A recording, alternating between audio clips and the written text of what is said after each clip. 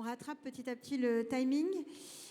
Merci pour la ponctualité de nos intervenants. Donc, on va encore parler IA, encore et toujours. Et cette fois-ci, on va s'interroger dans la prochaine table ronde sur le phénomène d'agentisation. Si l'IA générative a permis l'accélération de l'intelligence artificielle, l'agentisation signera probablement son industrialisation, cela veut dire qu'il va être désormais possible, dans un futur très proche, de déléguer des pans entiers de tâches à des agents capables de se coordonner entre eux. On ne parle donc plus seulement d'automatisation, mais de réinvention de l'organisation des opérations, back-office et relations clients. C'est le thème de notre table ronde, IA générative et agents, prochaine révolution dans le commerce. Pour discuter de ce sujet, un trio sur scène dans quelques instants. Emmanuel Grenier, directeur exécutif e-commerce data et transformation digitale chez Carrefour. Merci à lui de me rejoindre sur scène. Édouard de Mézorac, CEO du groupe Artefact. Et cette table ronde sera modérée par Pascal Clouzard, cofondateur du salon Tech for Retail. Messieurs, c'est à vous.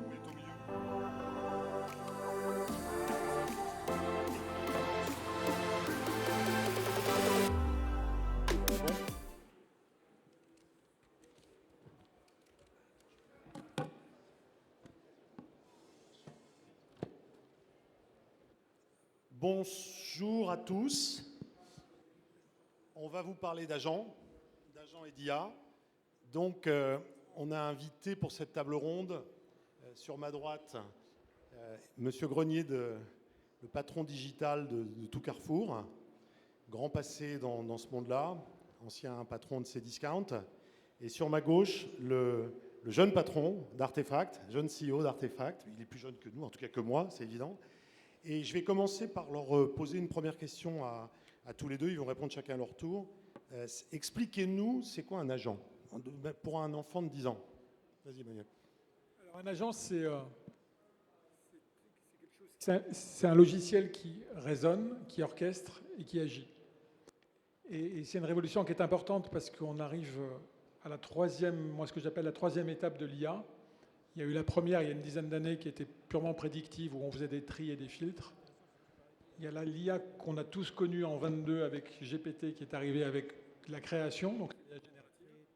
Et on a maintenant une IA agentique qui va non seulement raisonner, il faut que je change, non seulement raisonner, mais en plus qui va agir. Et c'est ça qui va être important et ça va, à mon avis, bouleverser les organisations. Et bien après, je vais demander à Edouard de compléter, parce qu'il connaît ça, il le pratique de manière globale. Merci Emmanuel. Pascal, ta question, c'était un enfant de 10 ans.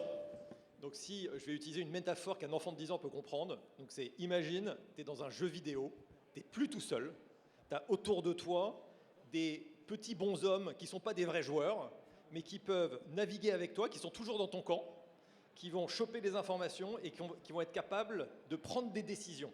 Donc, on va prendre ce chemin-là, je vais prendre cette boîte-là magique, je ne sais pas quoi, et comme ça, on peut gagner plus vite dans le jeu. Au fond, c'est ça. Réfléchis et agis, et avec toi, dans ton camp, pour que tu gagnes.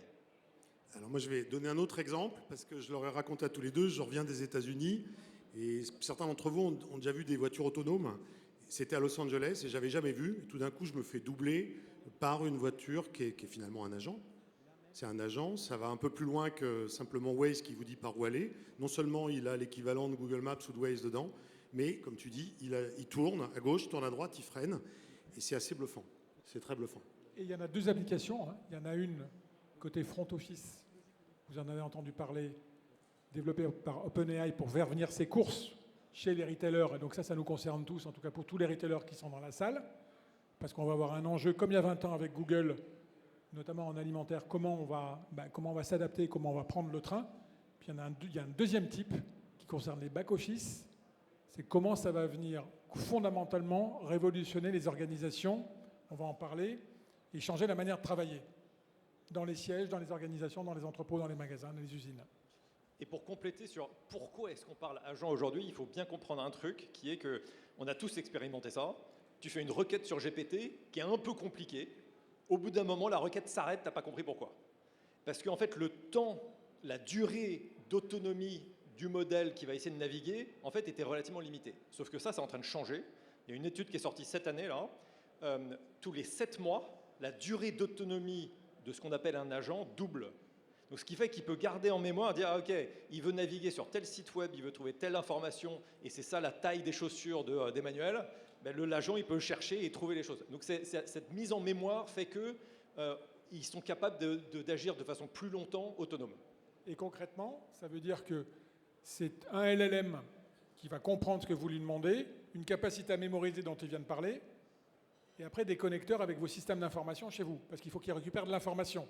Il est comme un être humain. Imaginez que vous embauchez quelqu'un, même très fort, avec en fait, très grandes études, s'il entre et qu'il ne connaît pas le métier, il ne peut rien faire.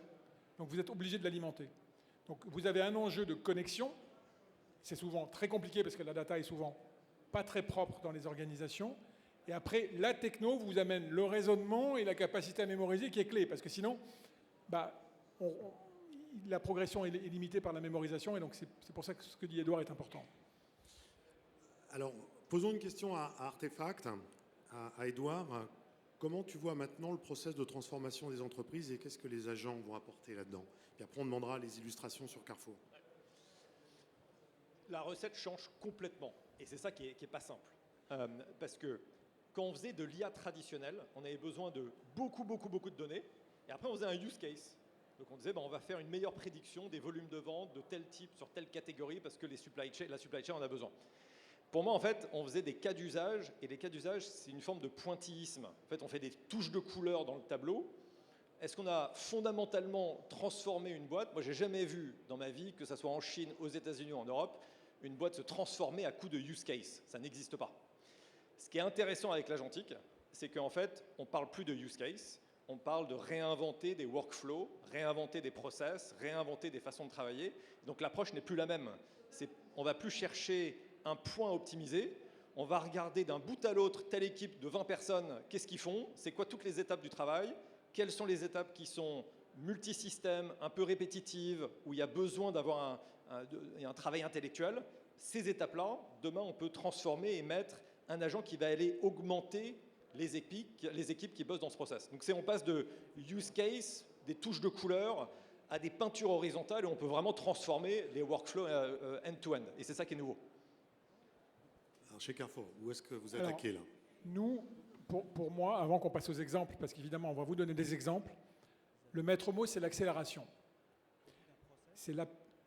On vous donnera des exemples tout à l'heure où on passe de un jour à 1 minute ou de 2 mois à 2 minutes pour faire des choses. C'est l'accélération, et ça a deux impacts, l'accélération. Le premier, c'est la mise en marché. À partir du moment où vous accélérez la façon de faire les choses, la capacité à mettre en marché plus rapidement vos produits, vos services, vos offres, à répondre à vos clients, le time to market, il est fondamentalement réduit. Et moi, je reste persuadé que, notamment avec l'essor du digital, un des facteurs clés de succès est la vitesse d'exécution dans ce qu'on va faire.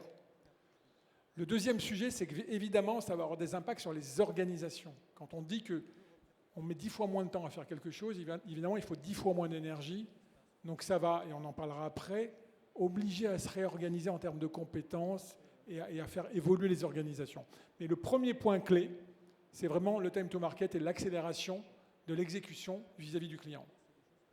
Donne-nous des exemples. C'était une des questions qu'on avait, c'est donnez-nous des cas concrets pour qu'on arrive dans une organisation retail comme Carrefour, et puis tu pourras compléter avec d'autres industries, des exemples concrets. Moi j'en ai un en tête, mais... Alors je vais vous en prendre un. On a, dans une des fonctions fondamentales d'un retailer, c'est d'ouvrir des magasins. Et notamment des magasins de proximité, parce qu'il y a énormément de magasins et ça se développe très fort.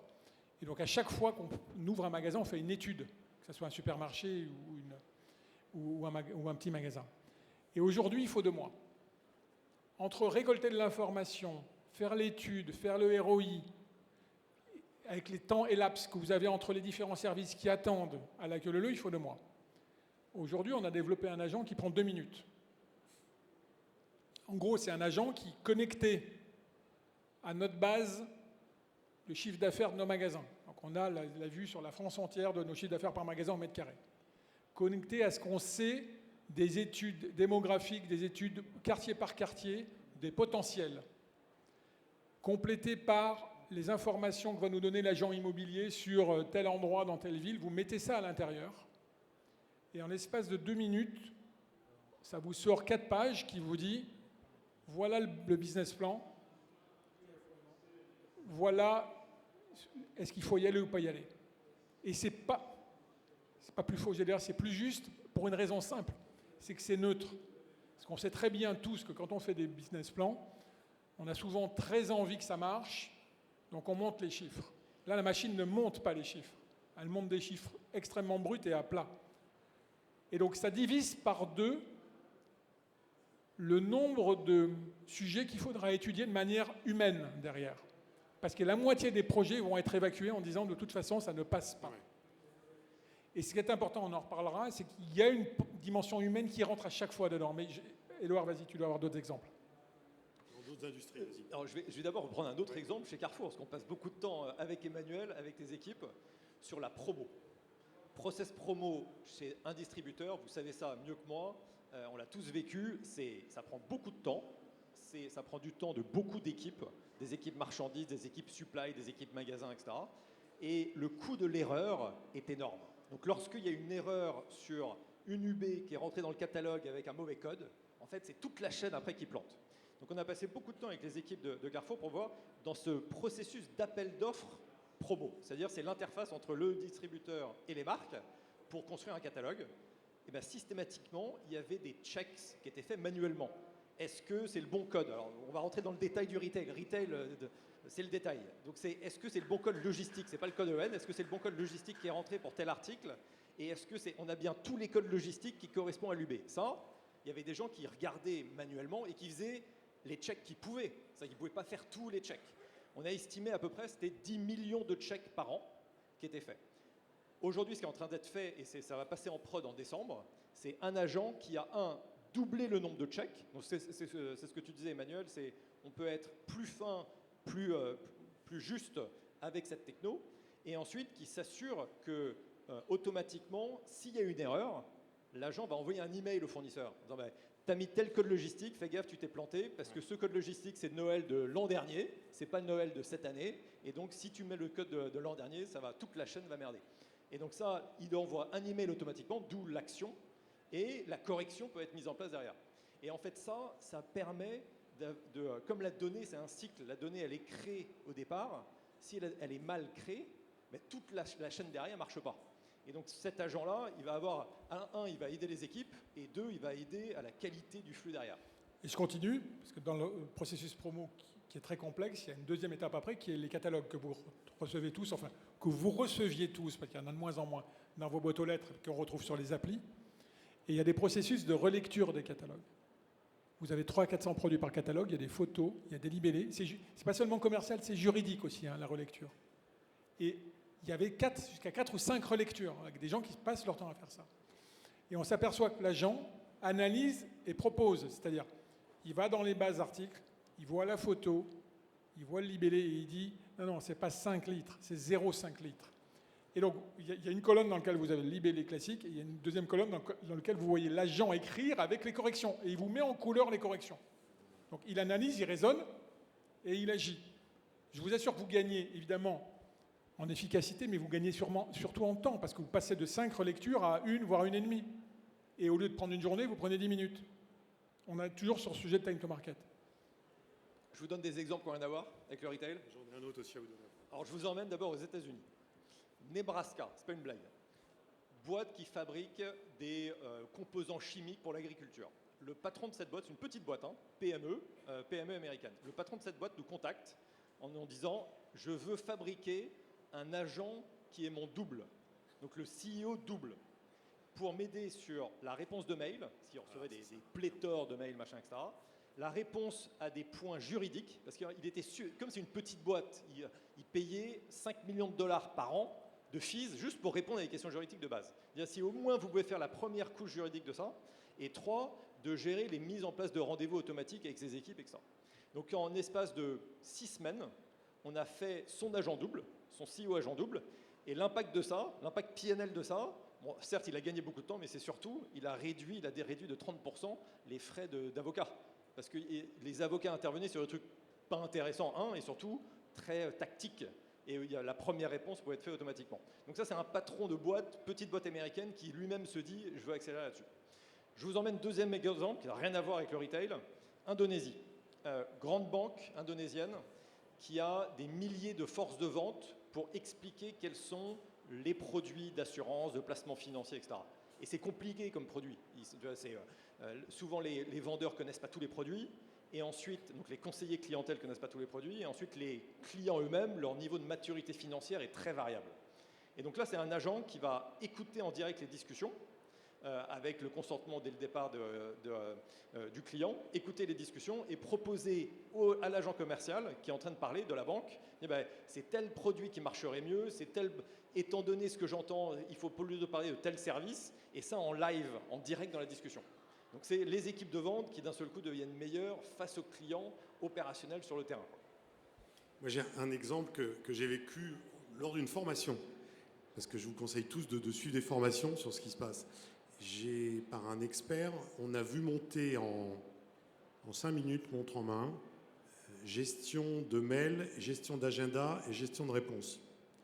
Où en fonction du script, enfin de tout ce qu'on donnait dans le prompt, il fallait un prompt assez chiadé, puis vous mettez tout en connexion. Effectivement, synthèse des 100 mails que vous recevez par jour, préparation des réponses, avec un filtre que vous pilotez ou pas en disant si on parle de pricing, si on parle de promotion, je veux piloter. Si on parle de je ne sais pas quoi, ça, vous envoyez directement.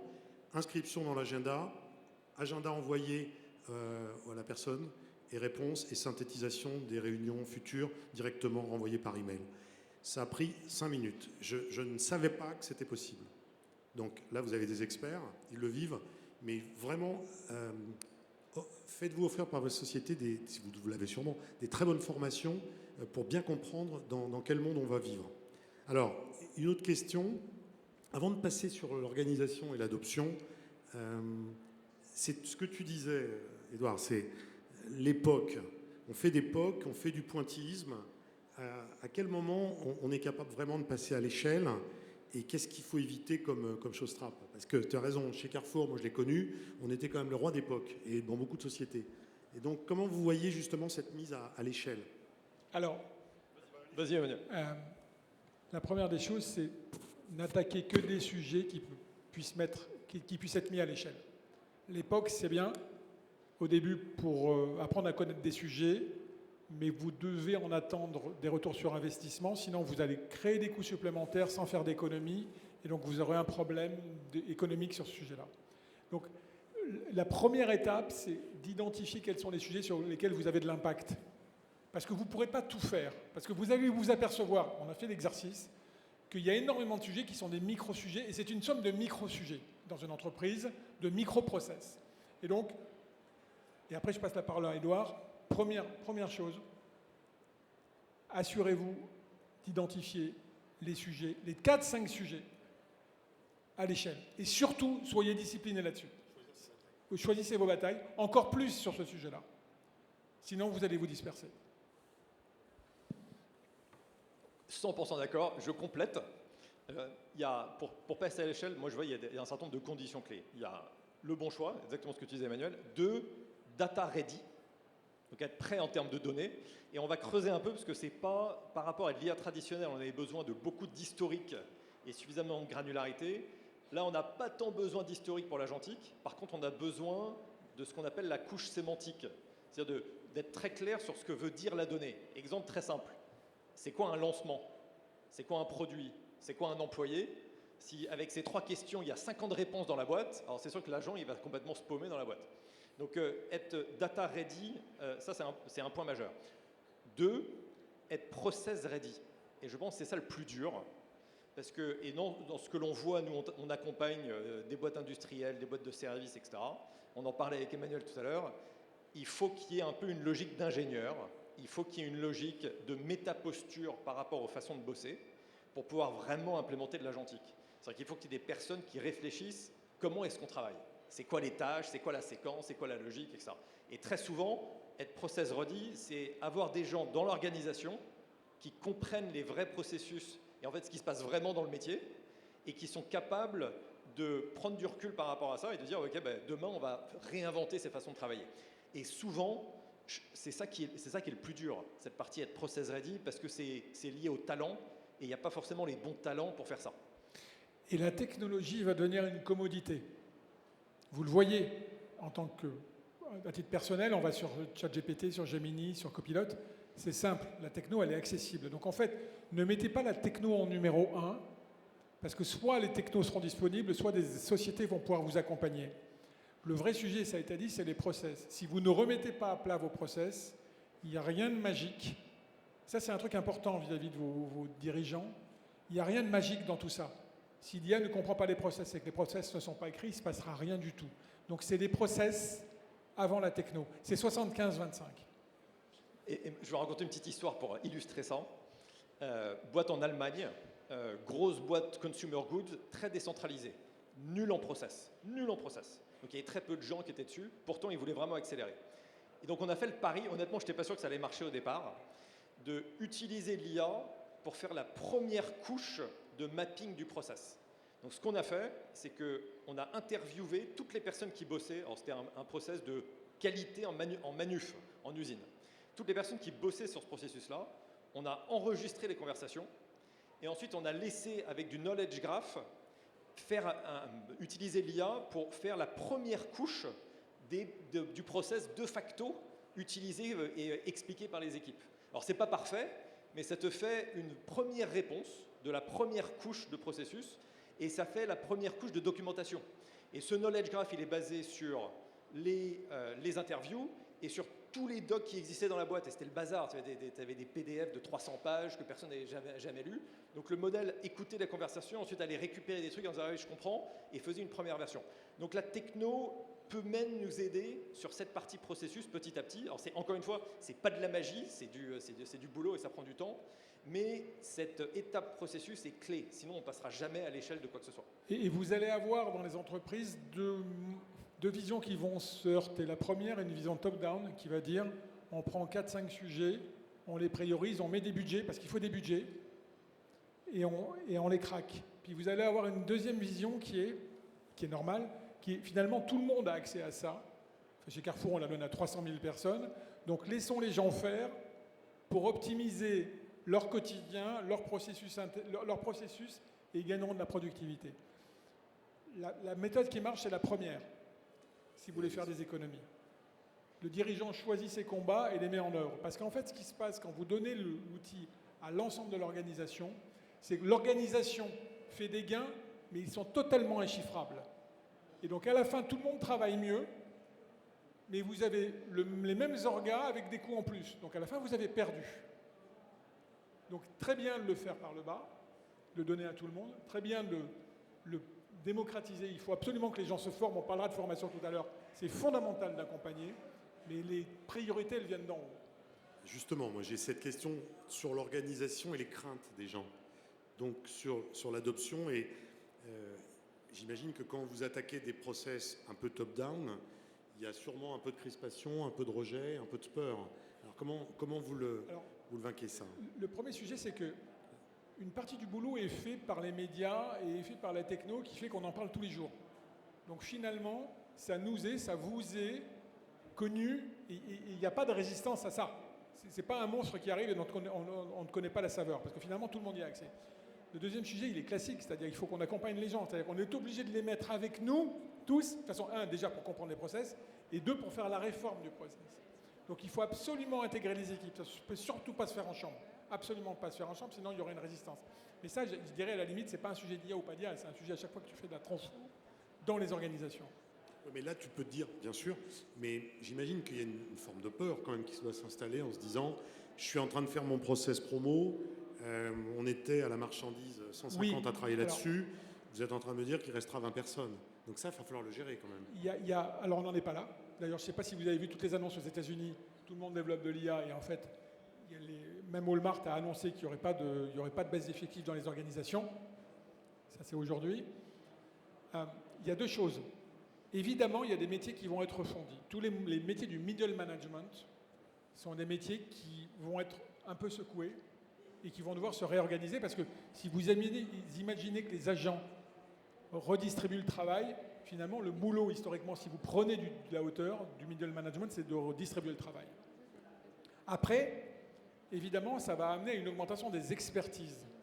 Parce qu'à partir du moment où les agents font une partie du travail à plus faible valeur ajoutée, vous avez du temps, et on a du temps, pour monter en expertise.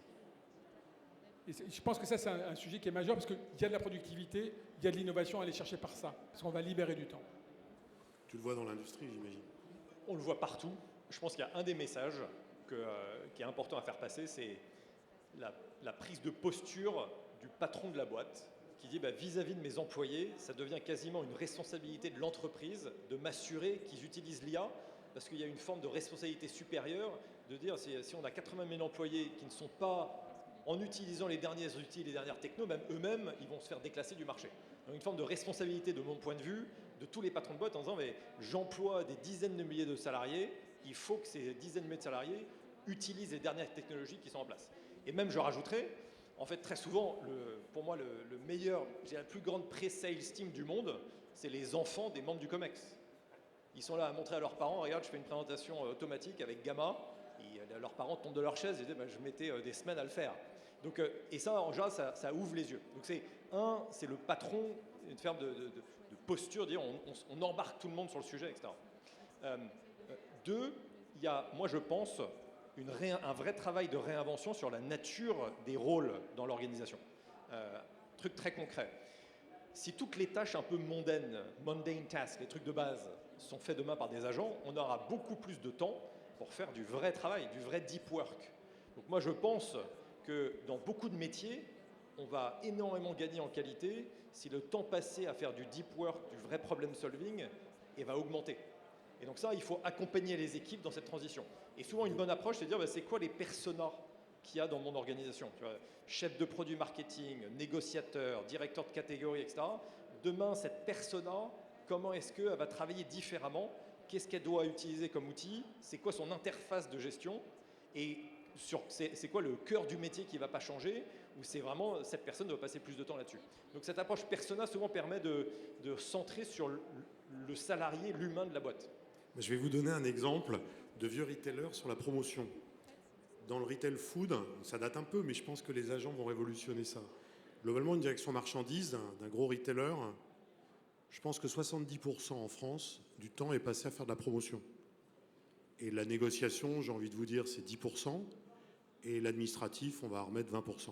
Mais je vous promets que la promotion, c'est un truc de fou, avec des process modélisés dans tous les sens, etc. Or, à la fin des fins, les promotions sont importantes. Vous savez très bien que les premières pages d'un catalogue, c'est plus important. Ce qu'il y a derrière, finalement, c'est des promotions ridicules, mais qui doivent être là parce que vous avez un historique de vente. En revanche, la négociation, c'est là où vous gagnez votre argent. Et l'assortiment, c'est là où vous différenciez. Donc je pense que si 70% devient 20 demain, vous perdrez peut-être un petit peu de gens dans la bataille, mais vous allez remettre beaucoup de gens sur pourquoi cette eau est devenue très importante, parce que le packaging est nouveau et il est en train de révolutionner le plastique. Et deuxièmement, comment je négocie avec Nestlé, parce que si j'ai ce packaging qui est bon, Nestlé, ils vont se rappeler du voyage. Vous voyez ce que je veux vous dire? Donc on a d'autres questions maintenant, moi j'entends beaucoup parler, alors pas tellement d'agents, mais j'entends beaucoup parler d'IA, où le ROI n'est absolument pas au rendez-vous. Donc, première question, c'est revenir un peu sur ce ROI. Et deux, il y a ce fameux mot qu'on entend partout, qui est l'hallucination, c'est-à-dire l'IA qui se trompe et qui vous dit des bêtises. ChatGPT, il peut dire des très très grosses bêtises, surtout quand c'est pas un thème qu'il peut vérifier. Donc, premier thème, est-ce que vraiment le ROI est au rendez-vous? Alors peut-être ça revient à ce que tu disais sur le focus. Et deux, comment vous gérez pour la confiance ces histoires d'hallucinations ou de problèmes qui n'existent pas?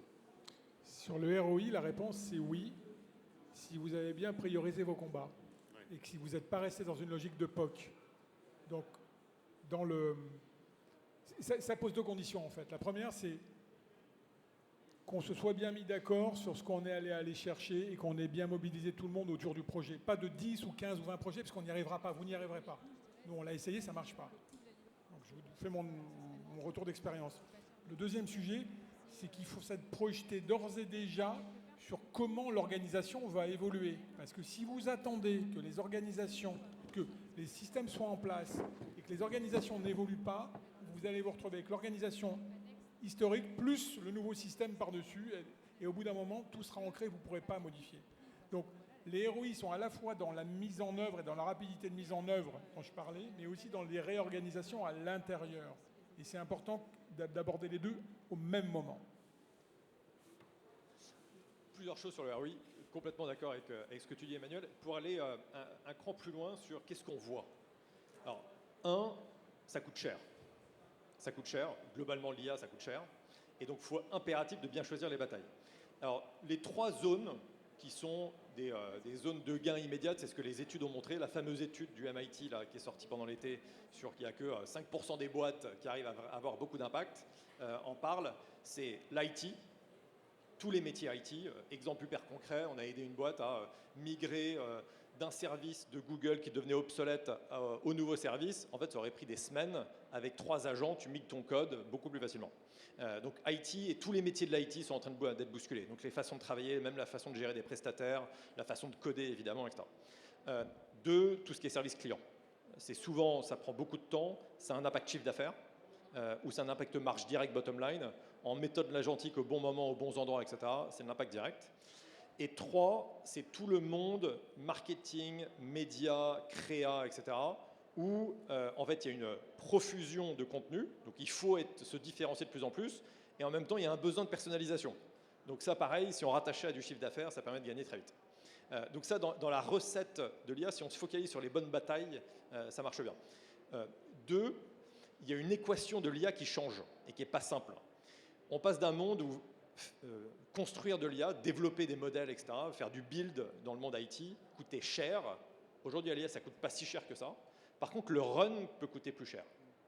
Et donc ça change aussi l'équation, dans le sens où les métiers doivent être beaucoup plus proches de quelle valeur tel agent, tel IA, etc. va générer pour moi métier, parce qu'en fait, potentiellement, c'est moi qui vais payer le run de cette solution. Versus, on a le système de backbone en dessous, c'est amorti sur la boîte, et j'ai aucune idée de combien ça me coûte, moi, métier. Et donc ça, avec une migration de build pas cher à run qui peut coûter plus cher, je pense à une des recettes pour que ça marche, c'est que chacun des métiers s'empare de ces sujets et dit en fait, moi je vais changer mes façons de bosser, j'ai besoin d'investir et c'est moi qui vais piloter les gains. Et à partir du moment où les patrons de métiers se sentent responsables du pilotage des gains, ça change un peu l'équation. Et pour aller plus loin, ça veut dire que le DAF a un rôle absolument majeur parce qu'en fait, comme on va mettre de l'argent en techno et en réorganisation des process, il faut que les métiers s'engagent sur des gains. Parce que sinon, il va se passer quoi ? Les gens vont aller proposer de l'IA, les services vont aller proposer de l'IA aux métiers, les métiers vont dire c'est super sexy, c'est super intéressant. Ok, mais ce n'est pas le sujet. Le sujet, c'est qu'est-ce que vous en tirez. Donc en fait, c'est donnant-donnant. Ça coûte tant, soit tu rends de l'argent dans ton plan par la marge ou par les coûts, soit on ne fait pas. C'est ça le deal qui doit se passer. Sinon, ça sera une augmentation des coûts. Mais ce qui est drôle, c'est que c'est un peu l'arroseur arrosé. C'est-à-dire que là où il va y avoir la plus grosse révolution, c'est sur le développement informatique. Donc c'est quand même, ok, c'est des maths à l'origine, mais enfin c'est des maths qui sont liées par des informaticiens. Et le plus gros coup de serre pivette sur l'informatique. Si vous connaissez un peu des boîtes comme Lovable, etc., vous faites avec 10 personnes 100 millions d'ARR. 10 personnes, 100 millions. Quand j'ai démarré, je suis un peu plus vieux que tout le monde, c'était 1 million par personne. Donc on est sur x10. Et les valorisations de société sont calculées comme ça. Et aujourd'hui, il y a une révolution qui va se profiler dans les directions informatiques. Les cahiers des charges vont être faits par de l'IA, les développements vont être faits par de l'IA, et vous aurez des relecteurs très intelligents. Et ça, je ne sais pas dans combien de temps ça va arriver, mais ça va arriver assez vite. Voilà, non, j'ai fini. Les hallucinations, c'est ça maintenant ? Oui, alors les hallucinations. Effectivement, on a tous vécu une énorme connerie sur ChatGPT, une énorme bêtise quand vous connaissez le thème. Et puis en même temps, on a tous vécu aussi des analyses, mais d'une pertinence inouïe. Alors, si tu es aujourd'hui en train de faire des promotions et que tu as 25% de ton chiffre en promotion et tu as une hallucination sur 5%, tu déposes le bilan. Alors, on fait quoi alors ? Alors, peut-être deux trucs sur les hallucinations. Ma conviction et ce qu'on observe, c'est les modèles s'améliorent en continu. Un truc assez marrant à aller regarder s'appelle Humanity's Last Exam, HLE. C'est une série de 1500 questions qui ont été faites par des experts ultra pointus de plein de domaines. Exemple, l'égyptologue spécialisé dans certaines écritures qu'on trouve dans un seul pays au monde, etc. Donc ils ont listé plein de questions ultra pointues et les questions sont restées confidentielles. Par contre, tous les modèles d'IA sont évalués contre ces questions. Et donc on voit le ranking et l'évolution. Alors ce qu'on voit, GPT-4, je fais ça de mémoire, GPT-4, fin 2024, arrivé au max à faire 8% des bonnes réponses. 8%. 8%. GPT-5 est passé là à 22% ou 23%. Et ce qui est intéressant, GPT-5 en mode agent tape 40%. Donc 40% de bonnes réponses à Humanities Last Exam, qui est le truc où nous trois réunis, on est incapable de répondre à une seule question. Donc les modèles, moi je pense, continuent de s'améliorer. Et à mon avis, hallucination, c'était un peu le mot d'il y a 2-3 ans, ça va être moins un souci. Et après, je vais rajouter un twist sur hallucination. Il y a un tabou qui est avec l'IA sur la créativité, les métiers de la création. J'ai entendu plusieurs fois de grands créateurs qui disaient en fait, l'hallucination, c'est ça qui m'intéresse. C'est ça qui m'intéresse parce que ça va emmener l'esprit humain dans des zones qu'ils n'avaient pas forcément imaginées, dans des zones de création qu'ils n'avaient pas du tout pensé possible. Et donc le champ créatif peut être d'un seul coup beaucoup plus large. Et en fait, ça fait une espèce de twist sur ça. C'est un terrain et on va aller découvrir des champs d'application IA qui sont beaucoup plus fun.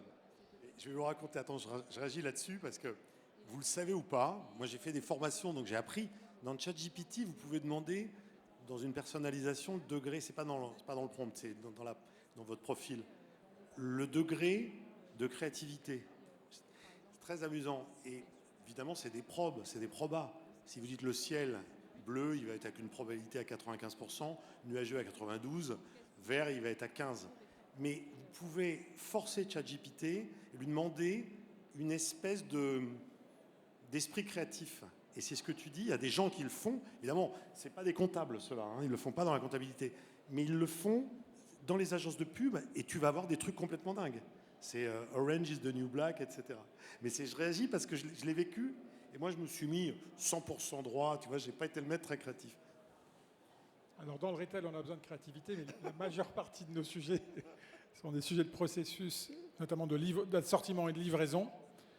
Et en fait, dans tous les exemples qu'on vous a donnés, on ne vous a jamais dit que l'IA faisait tout de bout en bout. À chaque fois, il y a des personnes en bout de chaîne qui vérifient. Et il y a deux intérêts à ça. Le premier, c'est que oui, on ne peut pas laisser passer 10 ou 15% d'erreurs. Ça ne marche pas. Le deuxième, c'est aussi un sujet de responsabilisation des gens et des équipes. Vous ne pouvez pas avoir des moteurs qui tournent seuls, qui sortent des résultats sans que personne ne vérifie. En tout cas, à l'heure actuelle.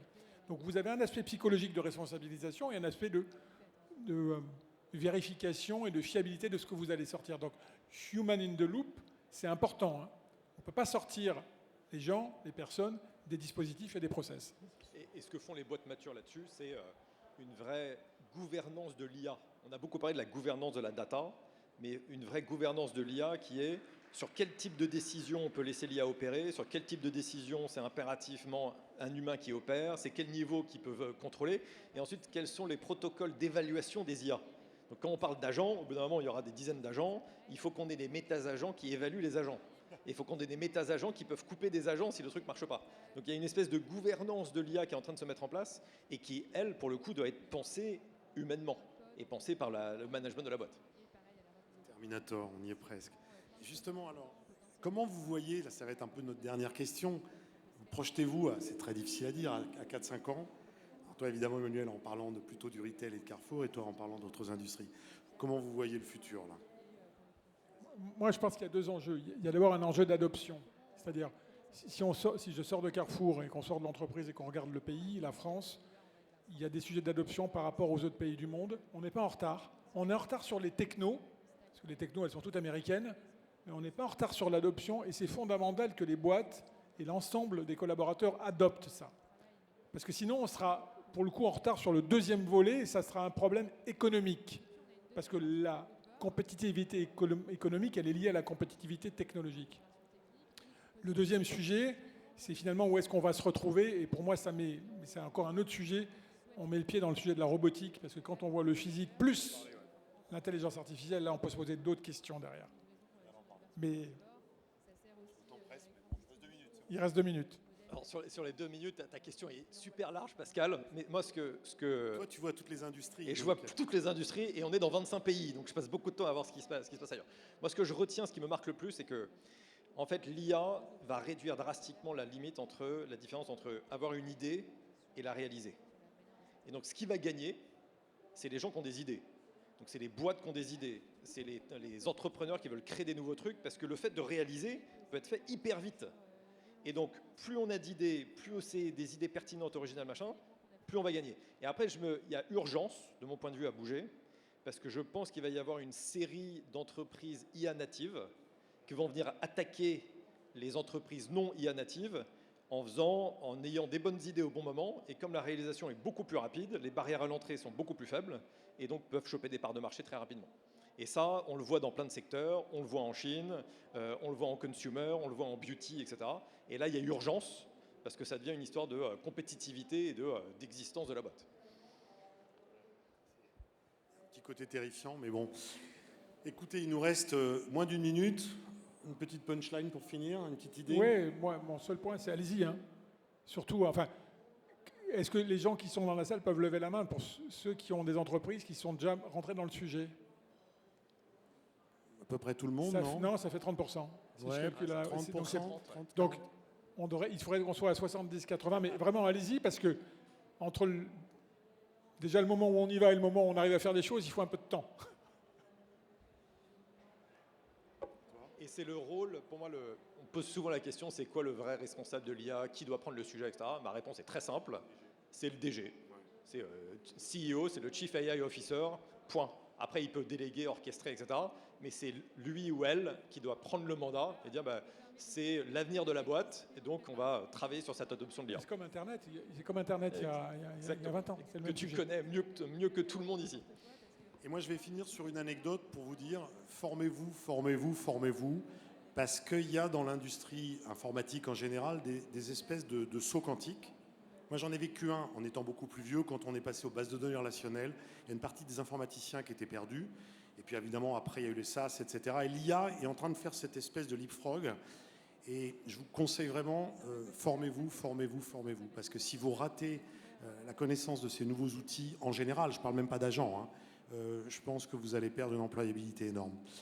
Voilà, moi je voulais remercier un des meilleurs experts du digital et du retail en France et le patron, pas si jeune finalement, parce qu'il vieillit aussi, d'Artefact, qui est quand même un des grands spécialistes dans le monde maintenant, de tout ce qui est IA et en général. Merci beaucoup. Merci à toi, c'était un plaisir.